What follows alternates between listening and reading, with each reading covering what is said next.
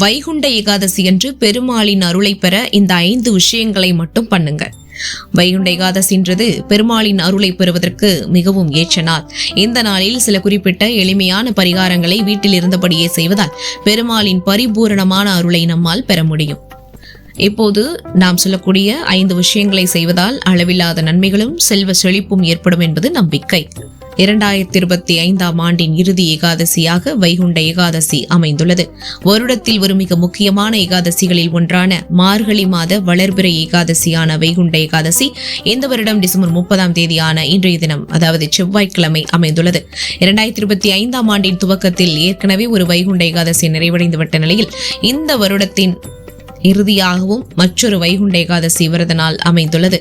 இந்த ஏகாதசி புத்திரதா ஏகாதசி என்றும் அழைக்கப்படுகிறது. மற்ற மாதங்களில் வரும் ஏகாதசிகளில் விரதமிருந்து பெருமாளை வழிபட முடியாவிட்டாலும் மார்கழி மாதத்தில் வரும் வைகுண்ட ஏகாதசி அன்று இரவு முழுவதும் கண் விழிப்பு உபவாசமாக இருந்து பெருமாளின் திருநாமங்களை சொல்லிக்கொண்டே இருப்பதால் பாவங்கள் நீங்கி புண்ணியங்கள் அதிகரிக்கும்.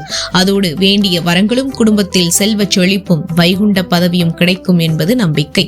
இந்த நாளில் இரவு முழுவதும் கண் விழித்தும் உபவாசம் இருந்தும் விரதமிருக்க முடியாதவர்கள் மிக எளிமையான முறையில் பக்தியுடன் பெருமாளை வழிபட்டால் பெருமாளின் அருள் முழுவதுமாக கிடைக்கும். வைகுண்ட ஏகாதசி அன்று செய்ய வேண்டிய அந்த 5 முக்கியமான விஷயங்கள்: மகாவிஷ்ணுவிற்கு பஞ்சாமிர்த அபிஷேகம்.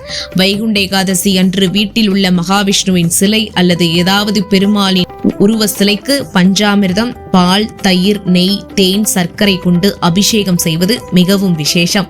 அப்படி சிலை இல்லாதவர்கள் பெருமாளுக்கு இந்த பஞ்சாமிர்தத்தை நெய்வேத்தியமாக படைத்து வழிபடலாம். இது தொழிலில் உள்ள தடைகளை நீக்கி முன்னேற்றத்திற்கான புதிய வாய்ப்புகளை தரும்.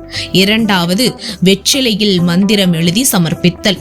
ஒரு வெற்றிலையில் ஓம் விஷ்ணவே நமக என்று எழுதி அதை பகவான் விஷ்ணுவின் பாதங்களில் வைத்து வழிபடுங்கள். பூஜைக்கு பிறகு அந்த வெற்றிலையை உங்கள் பணப்பெட்டி அல்லது பீரோவில் வைத்தால் பொருளாதார வளர்ச்சி ஏற்படும் என்பது நம்பிக்கை. பசுவிற்கு உணவிடுதல். மகாவிஷ்ணுவிற்கு வாழைப்பழம் படைத்து வழிபட்டு விட்டு பின்னர் பசுமாட்டிற்கு நெய் தடவிய ரொட்டி மற்றும் வெல்லம் வழங்குங்கள், கிடைக்கும். 5வது, அரச மரத்தடியில் தீபம் ஏற்றுதல். மாலையில் அரச மரத்தடியில் நல்லெண்ணெய் அல்லது கடுகு எண்ணெய் தீபம் ஏற்றி ஓம் நமோ நாராயணாய என்ற மந்திரத்தை உச்சரியுங்கள். இது உங்கள் வாழ்வில் நேர்மறை மாற்றங்களை கொண்டு வந்து மன அமைதியை தரும். இந்த வீடியோவில் சொல்லப்பட்ட இந்த 5 விஷயங்களை இன்னைக்கு மறக்காம பண்ணுங்க.